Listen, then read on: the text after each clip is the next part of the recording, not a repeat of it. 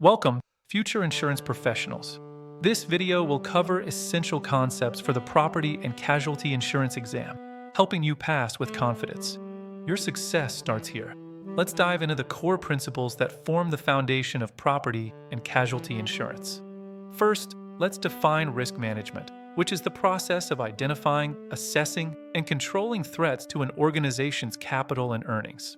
Risk, in insurance terms, is the uncertainty of financial loss. It's the possibility that an undesirable event might occur. A peril is the actual cause of a loss, such as a fire, windstorm, or theft. These are the events that directly lead to damage or injury.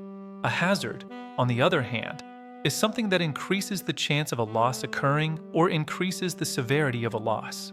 Loss refers to the unintentional decline in value of an asset due to a covered peril. It's the financial impact of the event. Moving on to insurable interest. This means you must have a financial stake in the insured item to purchase a policy. For example, you can insure your own house because you have a direct financial interest in it, but you cannot insure your neighbor's house unless you have a financial stake. The principle of indemnity aims to restore the insured to their financial position before the loss, without allowing them to profit from it. Actual cash value, or ACV, is calculated as the replacement cost minus depreciation. This accounts for the item's age and wear. The law of large numbers states that the larger the pool of insureds, the more accurately an insurer can predict future losses. Adverse selection is the tendency for those with a higher risk of loss to seek insurance more often than those with a lower risk. Now, let's explore the 4 essential parts of an insurance policy, which structure how coverage is provided. First, the declarations page outlines who, what, when, where, and how much coverage is provided. The insuring agreement is the insurer's promise to pay if a covered loss occurs, detailing the scope of protection.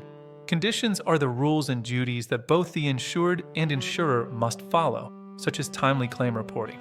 Finally, exclusions specify what the policy will not cover, like war, intentional acts, or flood in a standard homeowner's policy.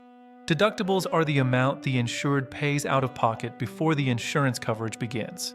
Higher deductibles typically result in lower premiums, as the insured takes on more initial risk. Policy limits represent the maximum amount the policy will pay for a covered loss, setting the ceiling for reimbursement. Let's shift our focus to property insurance basics, covering what assets are protected and how. Covered property typically includes buildings, personal belongings, and other structures on your premises. Named peril policies cover only the perils specifically listed, while open peril, or all risk, covers everything unless specifically excluded. Homeowners insurance typically includes coverage A for the dwelling, coverage B for other structures, coverage C for personal property, and coverage D for loss of use. Loss valuation again distinguishes between replacement cost, which pays to replace an item with a new one, and actual cash value, which accounts for depreciation. A mortgage clause protects the mortgagee's or lender's financial interest in the insured property. Next, we delve into casualty or liability insurance basics, which covers legal responsibility for harm to others. This is often called third-party insurance because it protects you from claims made by others. Negligence is the failure to act as a reasonable person would, resulting in injury or damage to another. The elements of negligence include duty, breach, causation, and damages, all of which must be proven. Liability limits are the maximum amounts your policy will pay for bodily injury and property damage claims. Examples include someone slipping and falling on your property or you causing a car accident. Defenses against negligence include assumption of risk, comparative negligence, and contributory negligence. Now, let's test your knowledge with some practice questions to reinforce what we've learned. Question 1. Which of the following is not a covered peril in a standard HO3 policy? Fire, wind, flood, theft. The correct answer is flood. Explanation. Standard homeowners policies typically exclude flood coverage. A separate flood insurance policy is required to protect against flood damage. Question 2. What is the principle of indemnity? The answer is restoring the insured to their pre-loss financial condition. Explanation.